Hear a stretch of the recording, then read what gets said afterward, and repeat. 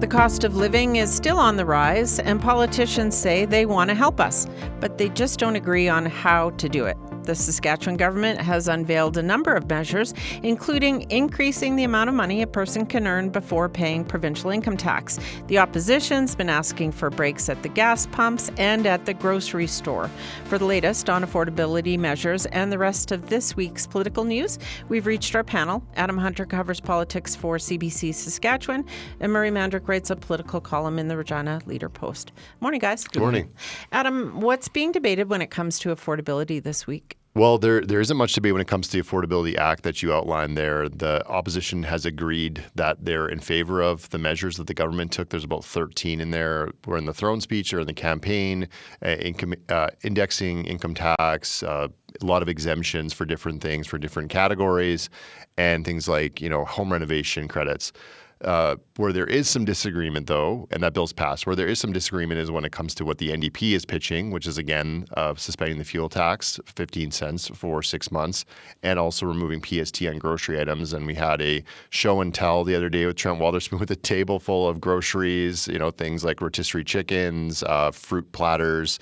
And there was a back and forth about, well, eggs and produce and milk aren't tax, so quit calling them taxed from the government side, and the opposition saying, well, people buy these things every day, snack foods, granola bars, the PST should be removed. So there's no agreement there, but there is agreement on the Affordability Act. What do you make of these opposing views on how to save us money? Well, 50% of the province voted for this, and finally the NDP are in agreement with them. But no, they're not finally in agreement with them. This is what the NDP normal position is, that it's better to reduce taxes on the low-income tax side, so low-income people have a choice to do with their money. You start reducing taxes on consumer items, and that usually benefits the rich. And this is a position that I would agree with, and the NDP used to agree with. So the silliness of them arguing that somehow a tax on gas, or removing the gas on tax for 6 months, a lot of poor people don't have cars. I don't get the NDP traditional position on this, other than I get that it's there because it has a broad-based appeal to a lot of people to drive, and the NDP didn't do particularly well where a lot of people were doing the driving. So there's a fair bit of hypocrisy to the NDP position, and even more so now that they're saying, okay, well, we finally agree with the government on this position, when they should have been at least agreeing with the government all along that this is a better approach, because that is the smarter traditional approach that they've advocated.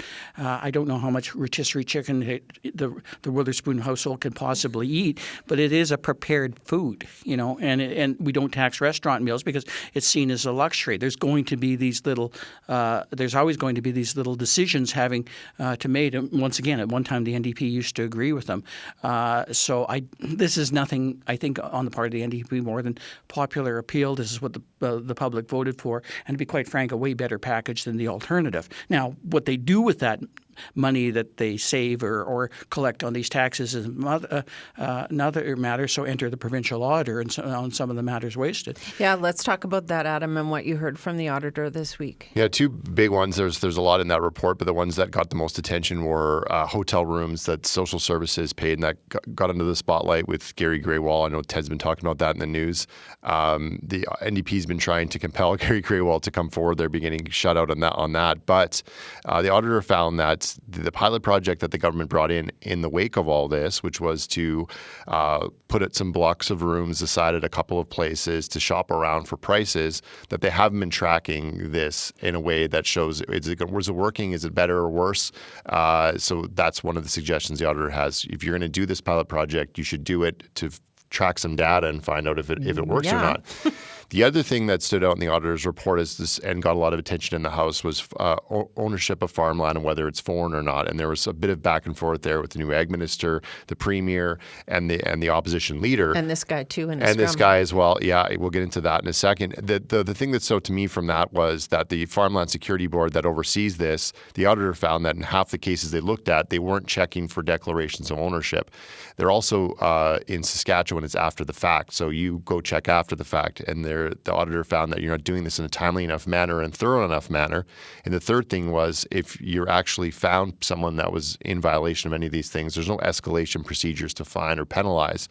So the question remains, is there foreign ownership of farmland? Well, yes, there is. How much of it is happening? Are there sweetheart deals that people are getting? Is someone turning a blind eye? Is this board not have enough resources to do the work they're doing? Is it too convoluted? A lot of questions there that the government and the Ag Minister weren't necessarily able to answer. Yeah, Murray, I heard we played some tape of the Ag Minister and you asking questions where it sounded as though you were talking about two different auditors' reports. Yeah, it was an alternate universe we were in at that period. I critique government policy for a living. This is what you do as a political columnist. The provincial auditor's report at the best of times is halcyon days for someone like us because it points to what's wrong and in need of critiquing government policy. There's normally a lot there. This was an embarrassment of riches. Pro tip for the government, what you don't want to do is when I can get 3 or 4 columns out of the provincial audit report, give me 3 or 4 more by the stupidity of your answers. And this is the problem that we had not just with Mr. Harrison, and I'll cut him some slack as his first scrum and maybe not really being as articulate and polished as in terms of his answers, in terms of compared with other ministers we've seen in the past. But I do think this points to a large problem in this way. Agriculture has been the backbone of this Sask Party government, as everybody knows. And one of the reasons is we have successive really good agriculture ministers and Bob Benrud and Lyle Stewart and Dave Merritt. And there's diverse problems in the agriculture front. But there are actually big problems that kind of actually unite and worry everybody out in the farm. And one of them is land prices. We know that land prices are going up. We know that they're going up partly because of out-of-province interests. We sometimes know who those out-of-province interests are, but we don't, as the auditor pointed out, always know. And by the way, not as Adam pointed out, guess who's not looking into that's in the depth that it needs to? The Farmland Security Board. Now, this raises questions as to why they're not looking into it. Is it a matter of resources? Is it a matter of policing? Scott Moe's answer after the mess up with the Daryl Harrison scrum was, well, what we're really talking about is illegal farmland ownership. Yeah. We now recognize, as the auditor told us, that there were 140 cases of foreign farmland ownership in the period, but mostly we're looking at, quote, illegal farmland ownership. Well, the auditor couldn't find it, so in essence, Scott Moe was asking for a tip line. If you know any cases, phone. No, that's what the Farmland Security Board. This isn't turned in a poacher. This is basically dealing with a very serious issue. To be quite frank, that requires probably a good investigation, good investigative reporter to take through a thorough look at land titles as to how many of these go through. But the reality is there's 40,000 of these in the province each year, and that might not even be the biggest issue in terms of land tract action. It might be in the area of leasing, as the provincial auditor said, where it's even harder to track. So we need to take this seriously, and I guess one of the problems the government has right now, beyond the fact that they can't articulate the problem or even acknowledge it while everybody in rural Saskatchewan is whispering about it, is the fact that there might be the suspicion that these are people that are doing political donations to the party, et cetera. For their own sake, they probably would be wise to take a serious look at it, as opposed to giving people like me fodder for another 15 columns. Adam, is there anything else that you'll be watching for from this week into next week? Does it all wrap up next week? Yeah, it wraps up on Tuesday, so it's very quick. Okay. The one thing that kind of that just it's the House drama that happens, and 8:15 in the morning, Murray and I are watching committee. It's sorry everyone, but there was a situation. Yeah, okay. There's a situation where the NDP wanted to raise a motion to have Gary Graywell testify, or also have a motion to investigate northern food prices. And Mira Conway got in some hot water from the speaker yesterday because she posted a video of the committee meeting where the new chair, Michael Uyghur from Weyburn, is doing his thing, and there's a hand up from Maria Conway in the video. There's a hand up from Colleen Young, the minister from the government side. The clerk kind of whispers in the ear to Michael Uyghur, hey, Mira Conway has her hand up. He goes to Colleen Young. Colleen Young asks for an adjournment, and Mira Conway doesn't get a chance to bring her motions up. That day, Tim McLeod came out, the government house leader, said, well, they didn't follow the proper protocol, or we didn't know about this, kind of saying these things. That brings Nicole Sarr out, who says, I wasn't expecting to do a scrum today. I'm the opposition house leader, but I sent a text message with a showing our motions. I don't have to do that. We can just raise a motion. We don't have to give them advance, but I was giving them advance notice. Now we have these shenanigans going back and forth where we maybe can't trust them. They're not listening to us. They're not following along. Then yesterday they raise a point of order in the House saying that Mira Conway can't post a video to social media because she has the permission of all the people in the video, which breaks a rule. And the Speaker voted in the government's favor there. And Mira said she would take it down, or already did take it down, and apologized. So these things are happening behind the scenes. And there's some, it's this talk about, making a bridge. That was short-lived. The bridge seems to be cracking already. Yeah, you were telling us things were pretty quiet and decorum was pretty good. Yeah, boy, was I stupid.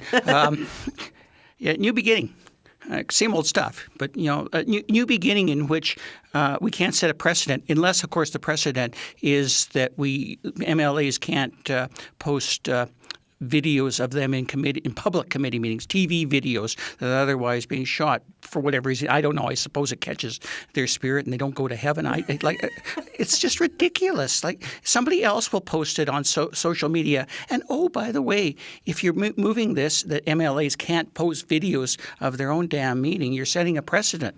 So I thought you guys were about not setting precedents, as in we can't set the precedent of Gary Graywell going forward to testify. We can't seem to set a precedent of maybe taking a committee look into the affordability of groceries in northern Saskatchewan where we're having scurvy outbreaks. But we can set a precedent that, oh my goodness, MLAs cannot post their videos of each other when we're basically screwing over the opposition. It's ridiculous. It's the same old silly political games.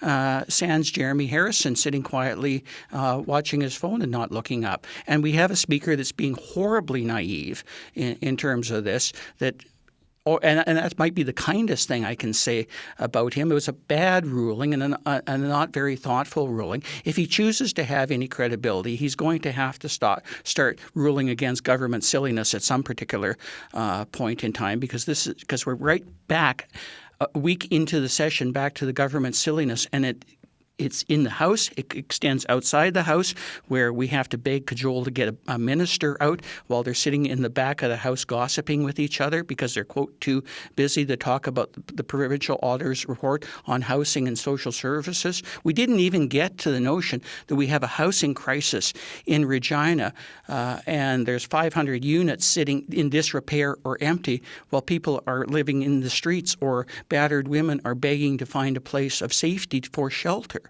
And there's these serious issues here that they somehow can't get a minister out to talk about or respond to in a particular way because they don't seem to have people that can respond as effectively as they did in the past. And I think this is going to frustrate people very quickly because it's the same old political games that they promised they wouldn't be playing. Thanks, you guys. You're welcome. You're very welcome.